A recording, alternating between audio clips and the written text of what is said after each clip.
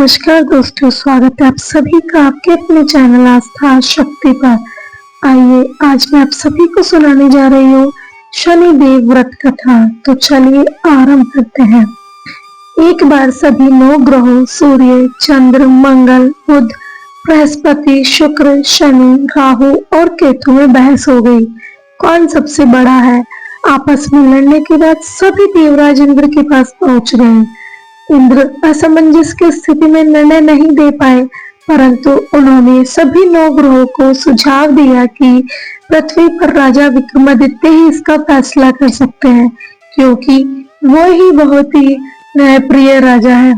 सभी पृथ्वी पर राजा विक्रमादित्य के पास न्याय के लिए गए और अपने आने का कारण बताया। राजा उनकी समस्या को सुनकर बहुत परेशान हो गए और उनका चिंता होना भी लाजमी था, क्योंकि जिस किसी को भी यदि वे छोटा बताते वही गुस्सा कर जाता।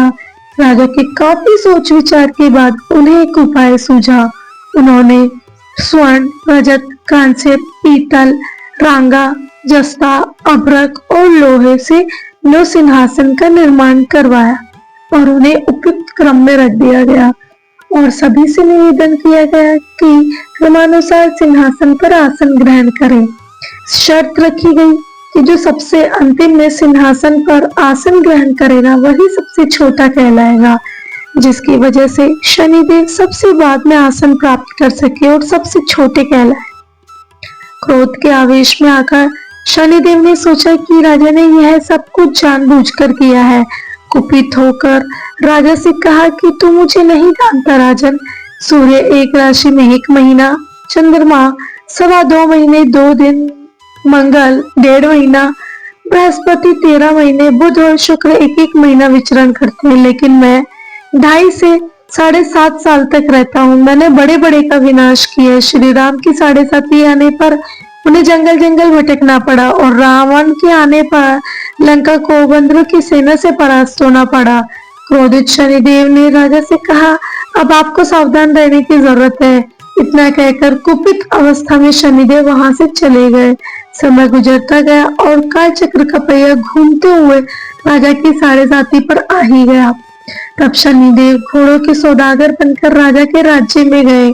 उनके साथ अच्छे नस्ल के बहुत सारे घोड़े थे। जब राजा को सौदागर के घोड़ों का पता चला तो अश्वपाल को अच्छे घोड़े खरीदने के लिए भेजा गया। अश्वपाल ने कई अच्छे घोड़े खरीदे। इसके अलावा सौदागर ने उपहार स्वरूप एक सर्वोत्तम नस्ल के घोड़ों को राजा की सवारी हेतु दिया। राजा विक्रमादित्य जैसे ही उस घोड़े पर बैठे वह सरपट वन की ओर भागने लगा। जंगल के अंदर पहुंचकर वह गायब हो गया। भूख प्यास की स्थिति में राजा जंगल जंगल भटकते रहे। अचानक उन्हें एक ग्वाला दिखाई दिया जिसने राजा की प्यास बुझाई। राजा ने प्रसन्नता में उसे अपनी अंगूठी देकर नगरी की तरफ चले गए। वहां एक सेठ की दुकान पर पहुंचकर उन्होंने जल पिया और अपना नाम वीका बताया। भाग्यवश उस दिन सेठ की खूब आमदनी हुई। सेठ खुश होकर उसे अपने साथ घर ले गया। सेठ के घर में खूंटी पर एक हार टंगा हुआ था, जिसको खूंटी निकल रही थी। कुछ ही देर बाद में हार पूरी तरह से गायब हो गया। सेठ वापस आया तो हार गायब था। उसे लगा वीका ने ही उसे चुराया है। सेठ ने वीका को कोतवाल से पकड़वा दिया और दंड स्वरूप राजा उसे चोर समझकर उसके हाथ पैर कटवा दिए गए। अपंग अवस्था में उसे नगर से बाहर फिकवा दिया गया। तभी वहां से एक तेली निकल रहा था, जिसको वीका पर दया आ गई। उसने वीका को उठाया और अपनी गाड़ी में बैठा लिया। वीका अब अपनी जीभ से बैलों को हाँकने लगा। कुछ समय पश्चात राजा की शनि दशा समाप्त हो गई। वर्षा काल आने पर वीका मल्हार गाने लगा। एक नगर की राजकुमारी मनभावनी ने मल्हार सुनकर मन ही मन प्रण ले लिया कि अब जो भी इस राग को गा रहा है वह उसी से विवाह करेगी। उन्होंने दासियों को खोजने के लिए भेजा, परंतु वापस आकर उन सभी ने बताया कि वह एक अपंग आदमी है। राजकुमारी यह जानकर भी नहीं मानी और अगले ही दिन अनशन पर बैठ गई। जब लाख समझाने पर भी राजकुमारी नहीं मानी, तब राजा ने उसे तेली को बुलावा भेजा और वीका से विवाह की तैयारी करने के लिए कहा गया। वीका से राजकुमारी का विवाह हो गया। एक दिन वीका के स्वप्न में शनिदेव ने आकर कहा, देखा राजन, तुमने मुझे छोटा बताकर कितना दुख झेला है। राजा ने क्षमा मांगते हुए हाथ जोड़कर कहा, हे शनिदेव, जैसा दुख आपने मुझे दिया ऐसा किसी और को मत देना। शनिदेव ने इस विनती को स्वीकार की और कहा, मेरे व्रत और कथा से तुम्हारे सारे पाप कष्ट हो जाएंगे। जो भी नित्य मेरा ध्यान करेगा और चींटियों को आटा डालेगा उसकी सभी मनोकामना पूर्ण होगी। शनिदेव ने राजा को हाथ पैर भी वापस दे दिए। दूसरे दिन जब राजकुमारी की आंख खोली तो वह आश्चर्यचकित हो गई।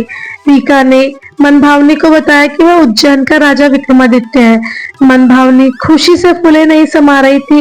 राजा और नगरवासी सभी अत्यंत प्रसन्न हुए। सेठ ने जब यह सुना तो वह पैरों पर गिरकर क्षमा मांगने लगा। राजा ने कहा कि यह सब शनि देव के प्रकोप के कारण था, इसमें किसी का कोई दोष नहीं है। सेठ के निवेदन करते हुए कहा कि मुझे शांति तभी मिलेगी जब आप मेरे घर चलकर भोजन करेंगे। सेठ ने कई प्रकार के व्यंजनों से राजा का स्वागत किया। जब राजा भोजन कर रहे थे तभी जो खूंटी हार निगल गई थी अब वह उसे उगल भी रही थी। सेठ ने अनेक मोहरे देकर राजा का धन्यवाद किया और अपनी कन्या श्री कवरी से परिग्रहण का निवेदन किया। राजा ने सहज स्वीकार कर लिया। राजा अपनी दोनों रानियों मनभावनी तथा श्री कवरी को लेकर उज्जैन नगरी लौट आए। सारे नगर में दीपमाला और खुशियां मनाई गई। राजा ने घोषणा करते हुए कहा कि मैं शनि देव को सबसे छोटा बताता था, लेकिन असल में वही सर्वोपरि है। तब से सारे राज्य में शनिदेव की पूजा और कथा नियमित रूप से होने लगी। सारी प्रजा के बीच में खुशी और आनंद का वातावरण बन गया। शनिदेव के व्रत की कथा जो भी सुनता है पढ़ता है उसके सारे दुख दूर हो जाते हैं। तो दोस्तों, यह थी शनिदेव व्रत कथा। आपको कैसी लगी कमेंट में बताइएगा। जय शनिदेव जरूर लिखिएगा। चैनल को सब्सक्राइब करें, शेयर करें और लाइक करें। धन्यवाद।